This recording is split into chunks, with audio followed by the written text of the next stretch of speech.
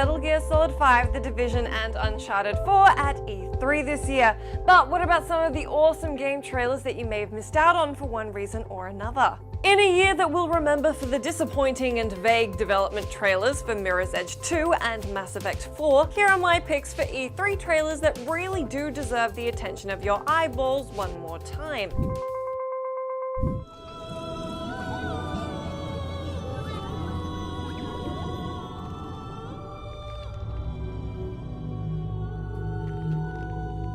First up, let's talk about Abzu, whose name essentially translates to the Ocean of Wisdom. The game premiered at the Sony press conference and is being delivered by Giant Squid. That's the name of the developer, not an actual squid. It's the first project from the studio founded by the art director on Flower and Journey, and will be taking players through an ocean adventure that draws upon the idea that a universal origin myth exists in everyone's collective subconscious.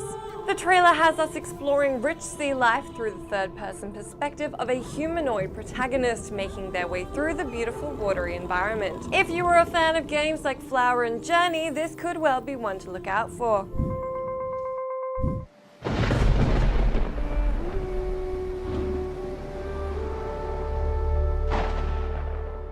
Ori and the Blind Forest was one of my favorite trailers, and it sparked a sea of tweets from gamers trying to keep their feels inside them during the Microsoft presser, including this contribution from me trying not to embarrass myself in front of my colleagues. At a first glance, the Child of Light and Brothers A Tale of Two Sons vibe in this one is pretty strong. Moon Studios are set to deliver the gorgeous looking 2D platformer, which, on top of its lovely visual aesthetic, is said to draw mechanical inspirations from the classic Rayman and Metroid games. The trailer shows off critters that look like they fell straight out of Spirited Away, and then they make friends and play, and then there are bad guys. Oh god, I can't watch this bit again.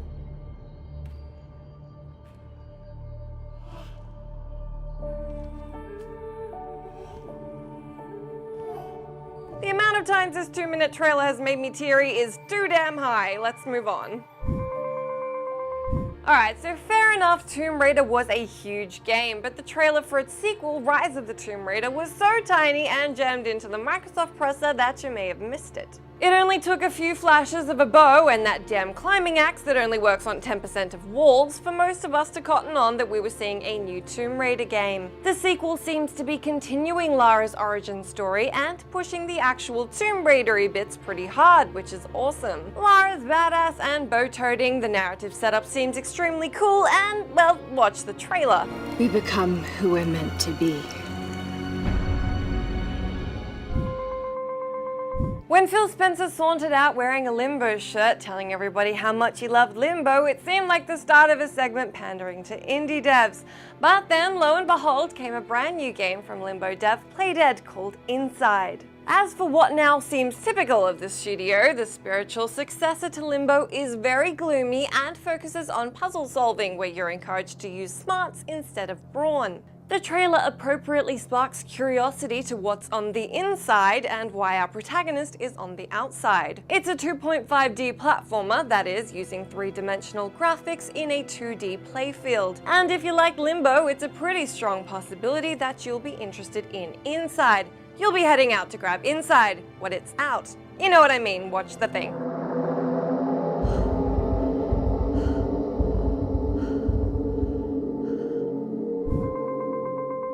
Last up is the one you've probably already heard some whispers about. It's a game from a tiny 4-man indie studio, but the epicness of No Man's Sky has attracted itself quite a bit of attention. Even if you have seen this all before, Hello Games' upcoming sci-fi game is well worth a second look, and a third.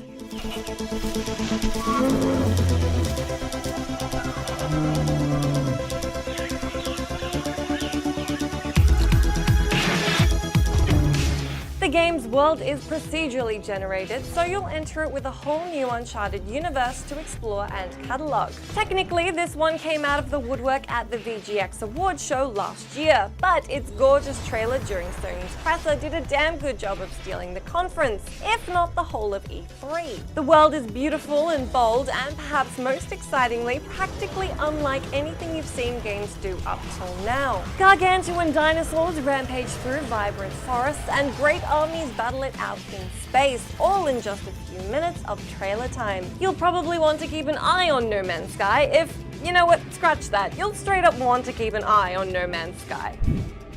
Last week I told you guys about my favorite crazy villains in gaming and asked you to give me your picks. Here's who you reckon knocked it out of the Evil Dude Park. Huskerman 1995-5 said Voss and GLaDOS were definitely great choices. I would also have added Dutch from Red Dead in there, along with General Hemlock from Dead Rising 3 and Kefka from Final Fantasy to round out my top 5. And I True Colors said, wouldn't the Joker from Batman Arkham Asylum, my favorite game in the series, be an ideal example of a villain who is batshit crazy? Over on YouTube, Father Comstock was also a popular choice for evil crazy mofos. That is it from me this week. Be sure to let me know down in that comment section what your favorite trailers from E3 were this year, and I'll see you again next week.